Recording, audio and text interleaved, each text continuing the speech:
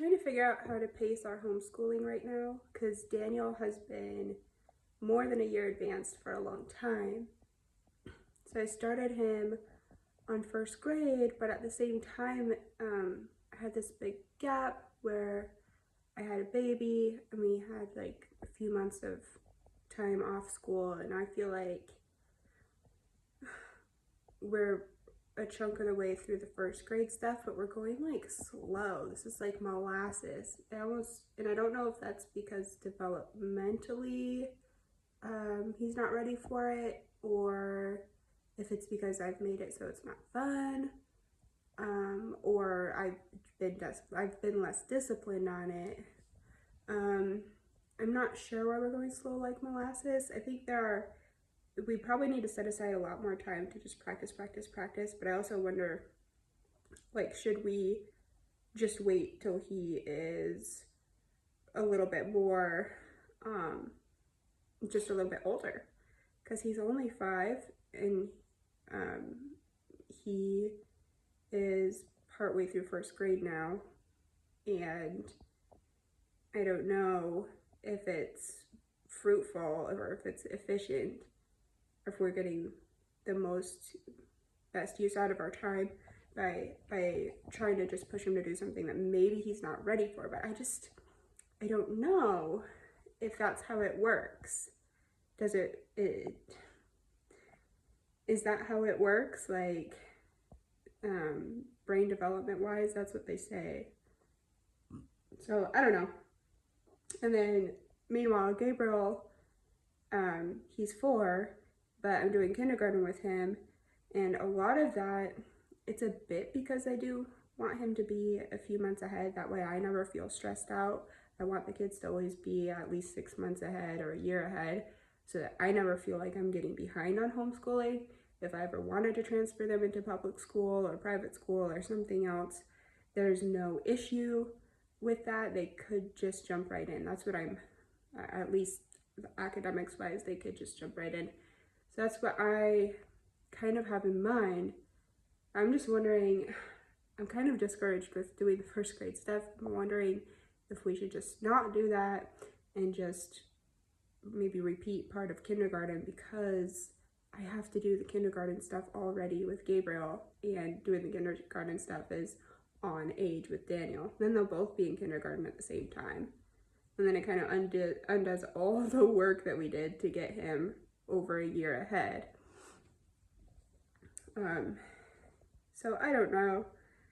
But at the same time, I don't really want to push stuff with Gabe either, because then we might run into the same problem where, yes, we got through the workbooks, we got through the lessons and the concepts, but then we reach this point where it's time to move on to the next curriculum or next workbook, but they're just not developmentally ready, and then we'll have this gap where we're just not doing school because we're just waiting for them to get older. That just sounds like a silly plan. And in the meantime, we could do other stuff, of course, art, science, geography, history, all those kinds of things. But you have to keep up on math and reading, otherwise they'll forget. So I don't know. I guess we could just focus on reading a lot of books, and maybe I'll just try to keep him 6 months advanced. And then as far as Gabriel, I'm not sure what to do. I'm juggling both of them, and it's really tempting to just put them on the same grade level. But Daniel is way advanced for his age, and I haven't started really with Gabe.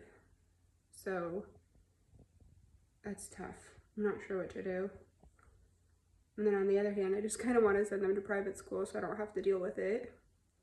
But it's ridiculously expensive.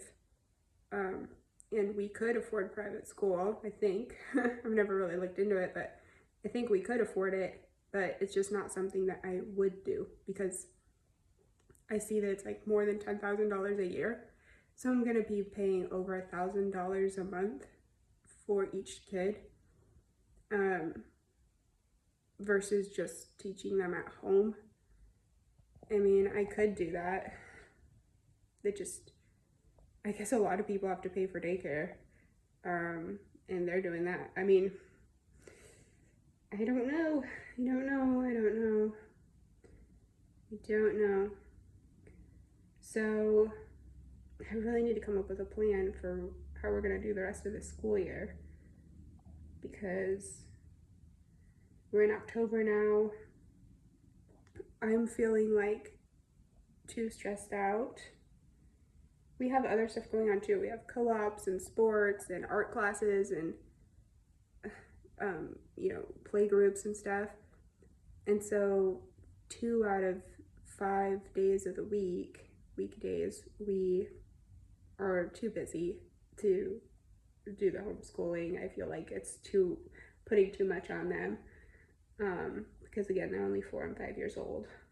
But I guess what I should focus on is strengthening their study skills, strengthening their academic skills, their learning abilities, and their ability to sit and focus, setting expectations. This is not a time to goof off. That would be probably the biggest thing for me, is their behavior. But again, 4 and 5 years old, it's just silly to expect a kid to just sit down for 2 hours and do workbooks. That's not realistic, and also not ideal. I don't think that would be really healthy for them. No offense to people who do that. It's just, for my kids, I have 2, highly adventurous boys, and that's not what most boys are gonna do, is sit down for 2 hours. It's not that they won't, it's not that I can't make them do it, but I don't think that that is how they are designed. I don't think they're meant to do that. And so I don't want to force that. At the same time, we do need to, so maybe so they're good with math. They enjoy the math, actually. But unfortunately, the math is the portion of academics that is gamified, where you could go online, you can play math games and learn math. But with the reading part, there should be a lot more games. But I mean, fill me in, because I haven't found games online that actually teach them how to read. We've been doing ABC Mouse and Homer for years. I got those apps just for plane rides, so that they could do something that distracts them on plane rides, so that they're not rambunctious and bothering other passengers, and also for road trips. But given the amount of time that they've spent on those apps, they usually just go to stories, and they do the games sometimes, but I'm not sure how much that has really helped them. Maybe it's helped them a lot, because they are advanced. They are very advanced for their age. So I don't know.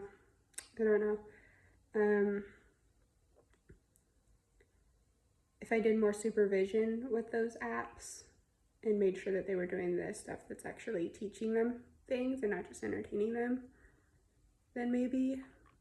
But the other thing is, I'm just exhausted. I have a baby to take care of as well, and then I also have a husband who works from home, who's constantly interrupting. He's a joyful person who loves to talk, and he does not understand not interrupting, and that's just how it is. It's just how it is. To have a lot of interruptions. How can I keep a consistent schedule when I can't control when the baby's going to sleep, or how long it's gonna take to put the baby to sleep? Can't control when my husband's gonna decide he needs to get up and go to the bathroom and come over and disrupt us along the way, or he decides he wants to get a coffee refill or do this or that, and along the way just come see how we're doing, which just completely derails the whole thing. And then I have to get them refocused, spend 15-20 minutes getting them refocused, and then they throw a fit, and then now they want a snack, and then they want this. It's miserable. Yeah, I didn't mean to get dishonest in this video, but this was pretty miserable, really. I've stuck through it, and I've had good results as far as getting through workbooks, and I get compliments from other parents that, yeah, they are, so advanced for their age and all that. But I don't know. I don't know if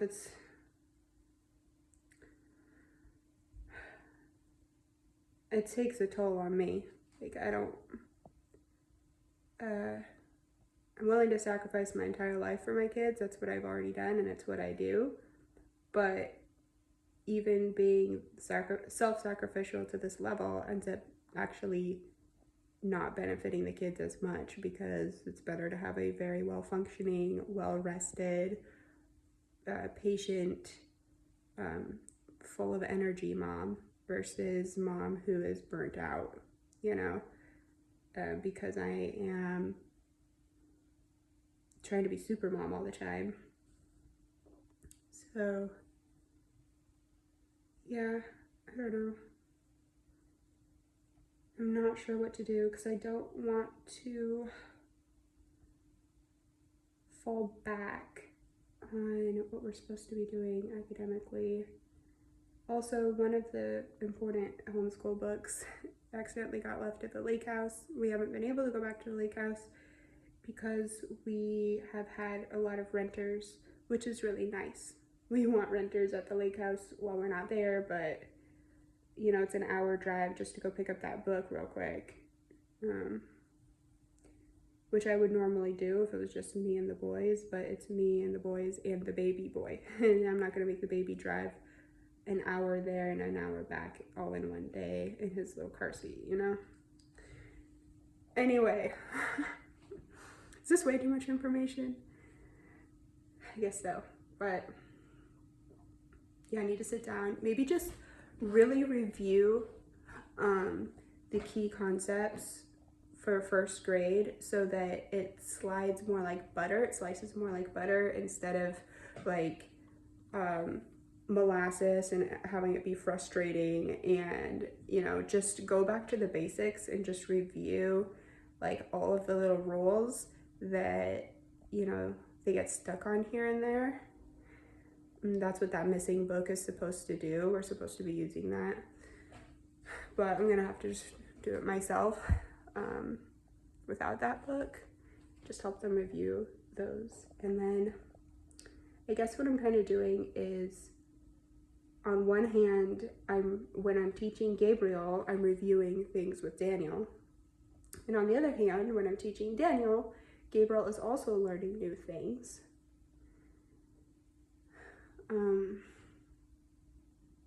Maybe I should just teach them together and just commit to that.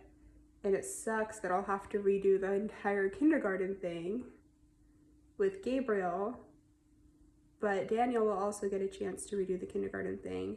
The other thing is that Daniel constantly, because he knows all the answers to the kindergarten stuff, whenever I ask Gabe something, he steamrolls Gabe, and that's discouraging for Gabe.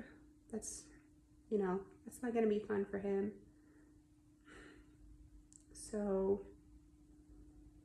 that's not actually a good idea. And even when I try to make games, like, okay, whoever reads this word first, or whoever gets the answer first is the winner, well, Daniel wins a disproportionate amount of time, and Gabriel's not old enough to understand that would be expected, because he's a year older and has already done, you know, kindergarten. So anyway, yeah, I don't know what to do. They're only 1 year apart, and if I'm gonna homeschool them for 18 years or for 11 more years, it's like, maybe I should just commit to them being on the same grade level. And that is kind of what it is at our homeschooling co-op. Everybody asks me if I'm gonna move Gabriel up from kindergarten to first grade, even though he's only 4. And Daniel's more like, he could easily fit in with the kindergartners, you know, like he's in the first grade class, but as far as who he connects with and who he wants to play with, he wants to play with the kindergarten class group, probably because his best friend, who he spends most time with, is his younger brother. So he is, you know, he he doesn't hang out with older kids. He hangs out with a younger kid all the time, and vice versa. Vice versa for Gabriel. Gabriel's always hanging out with his older brother, and so he, naturally fits in with the older first grade group, right? So they are on the same level, at least socially, and probably behavior-wise, they're about on the same level. Somewhere between end of kindergarten, probably right around there. They're like end of kindergarten. That's where they're at. So maybe that answers my question. Thanks for hearing me talk this out. So maybe we should just start off, because Gabriel already does know a lot of the kindergartner stuff. Maybe I'll hit Gabe with like 2 lessons a day. And one will be the beginning kindergartner stuff, and then the second lesson will be review stuff. That way Gabriel can catch up to Daniel, and Daniel has a chance to review. There we go. I'm starting to figure this out. And it's okay if Daniel doesn't continue to be like well over a year advanced, because I think I'll be okay. I'll be comfortable with it if he's like 9 months advanced. And then even if he's 6 months advanced, at that point I would feel a little bit stressed out, because life happens. Like, for example, having a baby, and that can eat up that 6 months right away, or a sickness, or a move, or a job loss, or whatever can, could disrupt their schooling. I need to, not that I'm speaking any of that into existence, I just, even just like, me wanting a break, or us wanting to travel, or whatever it may be,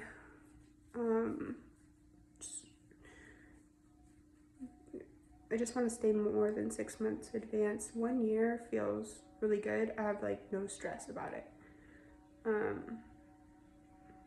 And I have the option to do what I'm talking about, which is like, hey, let's take a step back and just review end of kindergartner stuff.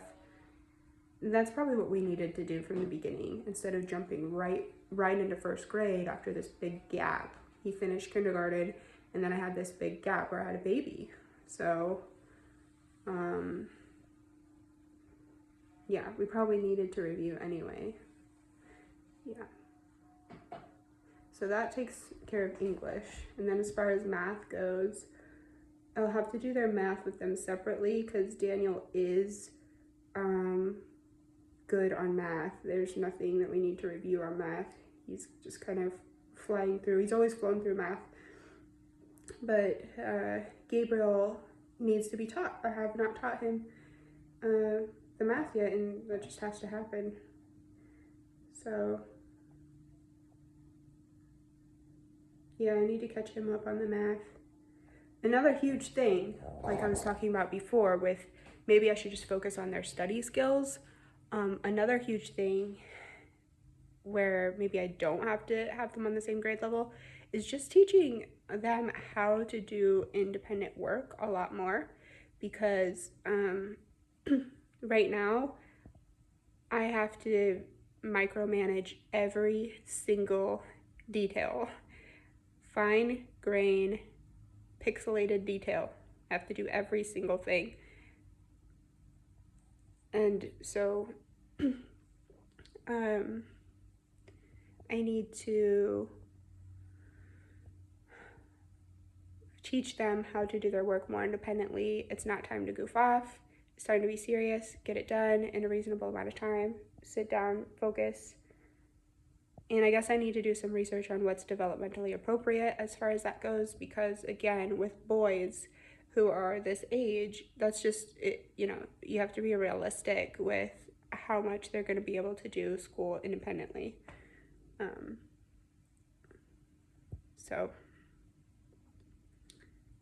But that's going to really help. That's going to help me not get frustrated as well. Because right now it's very frustrating constantly getting interrupted and constantly trying to make a kid focus who's not developmentally ready to focus. And I've been able to do it just through grit and sheer willpower, perseverance, but it's not like fun. This isn't fun for me. It would be really fun if they started to do things independently. Like Daniel made his bed today and it gave me this sense of relief. Like the more that they're able to be independent, the more relieved I feel. So just like generally, I want to help them be more independent because they do play independently. I thank God genuinely, not using the Lord's name in vain. Like genuinely, I thank God they play on their own pretty often because I would not survive otherwise. Truly would not survive. Like literally. Like, I'm a human being. I have a breaking point. And I truly thank God that they play together independently for like a couple hours a day. And I've just started to teach them to clean. They're getting more used to that, getting better at that. They're learning how to do it without me having to micromanage every step. And so I'm getting through it. Yeah. So just to recap, teaching them how to do their schoolwork independently. It is not a time to goof off. Research expectations for when I can expect them to actually be able to do that. Set the foundation for it, but don't expect them to do it for a while. Them helping me keep the house clean, I appreciate that a lot. Because it used to be just their pastime. It's like their hobby to see how much of a tornado storm they can make for me. I know this is just like basic kids. This is what kids do, but I think my situation was a little bit more like they intentionally enjoy making the biggest mess possible and then don't expect to clean it up.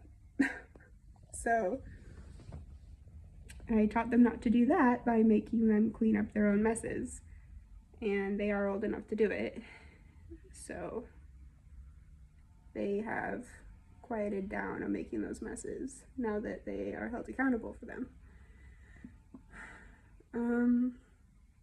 And then my new focus going forward, maybe for the next 3 weeks, would be to just review language arts stuff with Daniel. And as we do those reviewing those language arts things, we will simultaneously be teaching Gabriel those things. That will give Gabriel some time to catch up to Daniel. And then also talk to my husband about, please, for the love of all, just please don't interrupt us with, like, for any reason, because he thinks it's like no big deal to just open his office door out loud and be singing down the hallway. That's so disruptive. Like, it just completely derails what I'm doing. It's like unbelievably frustrating. It's like unbelievably unfair. It's just really cracking down on reducing the interruptions. And then I need to find something for the baby to do as well if he's not taking a nap.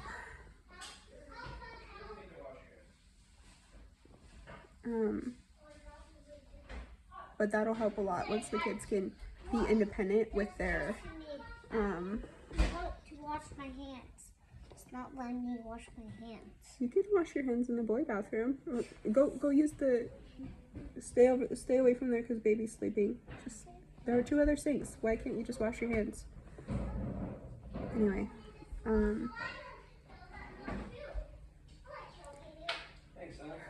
okay, I have to go, I guess.